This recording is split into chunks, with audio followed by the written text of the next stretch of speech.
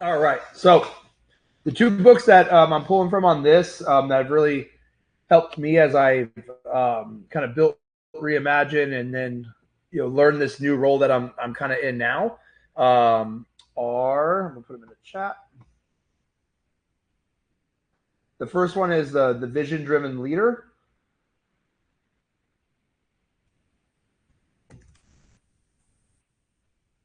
and that is by one second. That's not good this morning. I'll get you the. Oh, there it goes. By Michael Hyatt. Michael Hyatt. All right. So we'll talk about this book first, but kind of backing up a little bit, just of why what I've really learned about having a vision and why it's so important. I think when people are working in a business, it's about the current, but it's really about the future as well, and it's about that on multiple levels. Meaning that it's about their day to day, but also where they're potentially going within the business. But also, it's really about having a bigger vision for the business, something that you're trying to change or impact. Or for us, it was we wanted to reimagine the roofing industry. So when we did a lot of our recruiting, we did a lot of our onboarding. Every step of the process, we reiterated that message and that vision is that we were trying to do something bigger here. We weren't just your typical roofing company. If any of you guys have ever seen, the culture video that our company sends out to every new recruit, it talks about, one of my favorite phrases that I tell people time and time again is that if you view this position as a job, you won't be successful. But if you view it as an opportunity, you'll have wild success. And that really is a vision for them at the individual level. And so anytime, and we start at the very beginning. When we do our interviews, we ask, and then we take notes on it. We ask where do they want to be in 6 months, 12 months, and then 5 years. Um, because if we understand where they want to be, and let's say they say, hey, I want to be a general manager within 12 months, and they're applying for an entry level position, then we can understand that, hey, maybe this isn't the position for them because we're not going to be able to deliver what they desire. The vision they have for themselves doesn't align with the vision we have for this position or for who we're hiring or whatever. But if the visions don't align, that's where you get a lot of friction. On the flip side of that, when the visions align, that's where the real magic happens. When your team understands that you're trying to build, you're the best roofing company ever, they will take the extra step to pick up the nails. They'll take the extra step to knock that one more door. They'll take the extra because they feel like they're part of something bigger. Now, that is on the one side of the spectrum. The other side of the spectrum is understanding what you actually want for your company. So the first question from the book of the Vision Driven Leader, which is the subtitle is 10 Questions to Focus Your Efforts. The very first question is what do you want? And it's really, this seems surface level, but I think it's something that anytime I do a little mentoring with people offline, or I talk to other roofing business owners, I really help or I really stress to them to define this as accurately as possible. Because what I wanted when I started Reimagine Roofing was to be one of the fastest growing roofing companies in America. I wanted to blitz scale this thing. I wanted to get in as many states, in 5 years or less, and completely just blow this thing up. But that was my goal out of the get go. By the second year, I went to my wife. I told her, I said, hey, here's my goal. Here's what's going to happen. It's going to be a lot of long days, a lot of long hours. Like, is this something you support and you want to do? She was in on it. And then I put my nose to the grindstone and was working, 12, 14, 16-hour days, 6 days a week. But that was my vision for myself and the company. And then people that joined the company that also wanted to have that vision for themselves, they aligned with it. But if that is not what you want for your company, which is understandable, when I start my second roofing company or my second HVAC company, I'm going to have wildly different goals. What I'm going to optimize there for, what I'm going to want is maximum peace of mind. I'm going to want, to maybe work 20 hours a week, if that. I'm going to want, to have different things. And I'm not going to have any goal of trying to scale it as quick as possible. And so I'm going to have, that vision at the forefront of what my impact is going to be when I hire a general manager, and let the general manager know that my vision for you in this position is to basically be a quasi owner, is to run this thing. I'm going to be, sitting on beaches, and I'll help you look at financials. I'll teach you some things, blah, blah, but I'm not going to be in the day to day anymore. But then I'm going to have to accept that things aren't going to necessarily be the way I would do them. They may be 90% as good. They may be 85% as good. But if you don't have what you defined as of what you want, you can't be successful. You can't have a correct vision with it. And you can't say, hey, I want to be a $50 million roofing company. And right now we're a $2 million roofing company. And I want to do that, just by myself, working a couple, 30 hours a week. And I want to bring somebody in, and I'm going to have them do everything. You have to have that alignment of vision. You have to really spend some time, with some quiet, some silence, a long road trip, sitting in an office, cardio, whatever it is that you can think. But that is the single starting point. You have to define what you want for yourself and for your business. And then for each employee, they have to do the same thing. And that's how you start building a vision, is really understanding what are you optimizing for. And just like I would tell homeowners, hey, you can't have good, fast, and cheap. You got to, of the three, you got to pick two. I can be, good and fast, but I won't be cheap. I can be fast and cheap, but I won't be good. And that, we've talked about that before on some of the sales training side of things. But you have to understand, what do you want? What do you want to optimize for? Same thing in your business. You can't be the fastest growing if you aren't going to put in the time, and your team's not going to put in the time. You can't expect somebody to be a general manager that runs everything for you if you're not willing to give them a profit share, or pay them really, really well, or give them a pathway to earn into the business. So again, this is where it starts. You have to define, in an ideal world, what would your business look like? What would be the income level on it?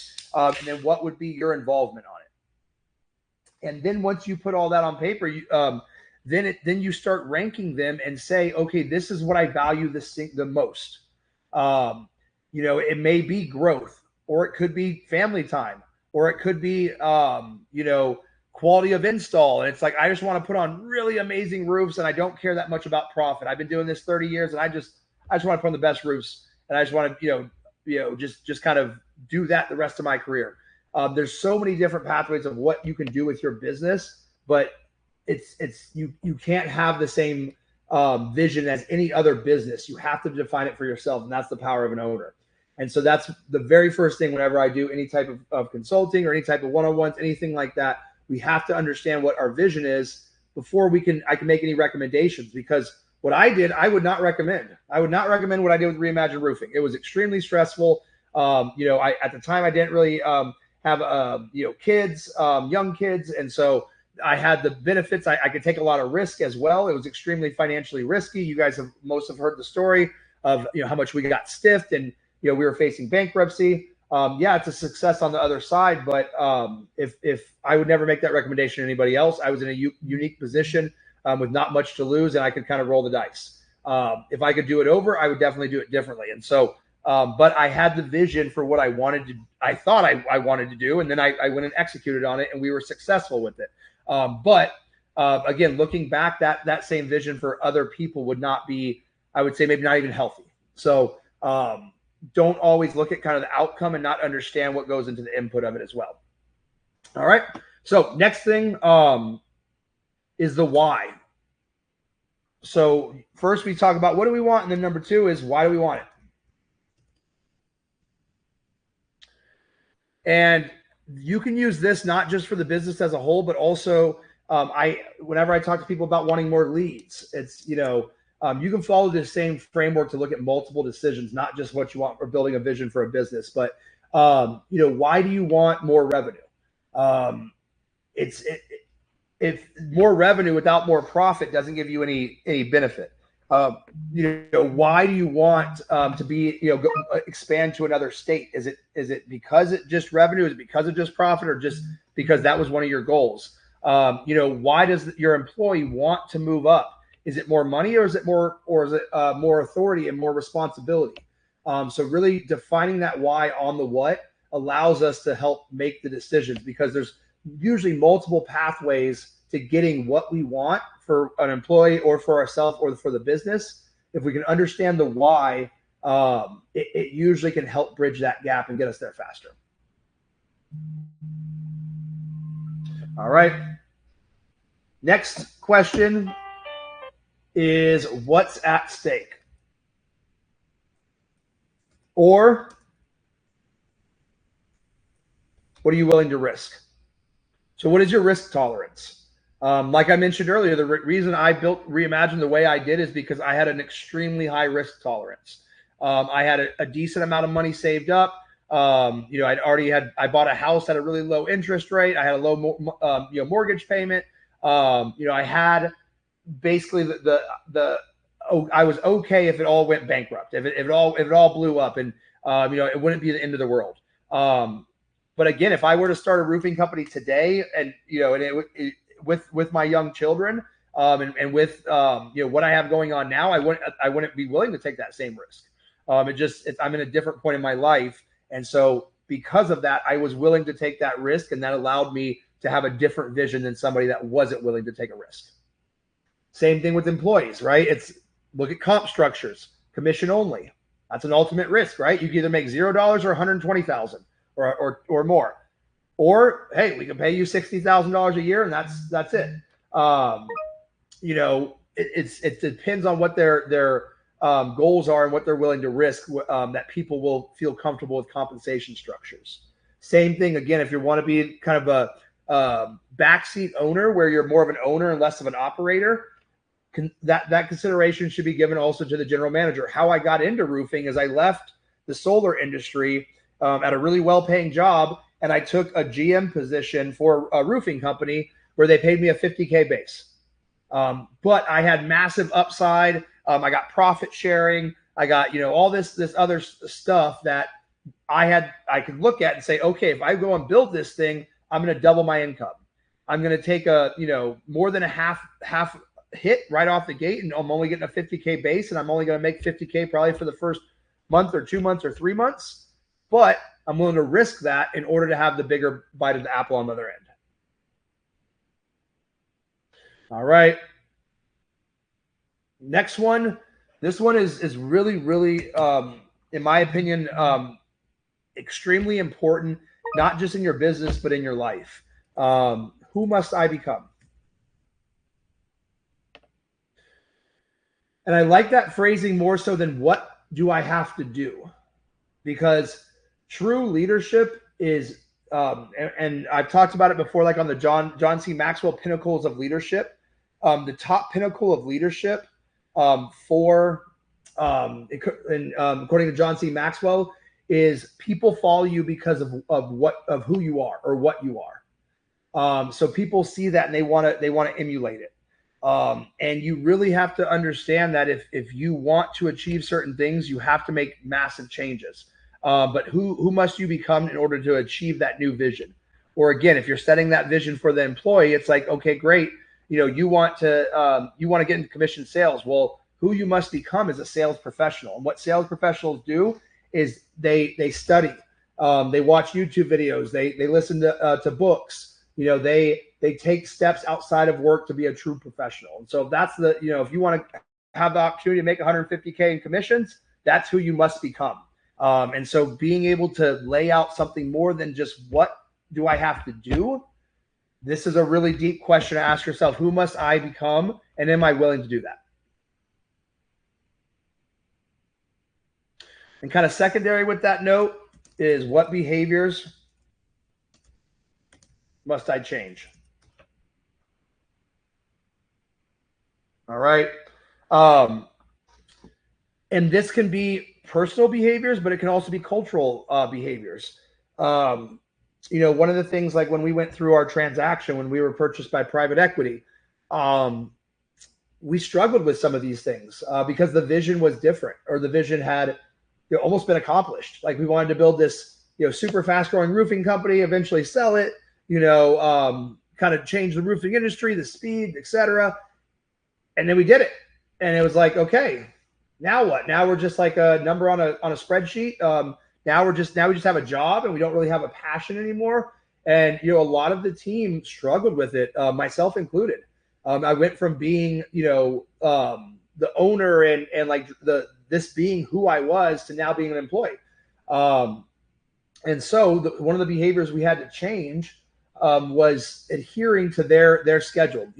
When we kind of got acquired, we moved away from some of the things like team-wide company meetings on Friday, because the parent company would do like a town hall.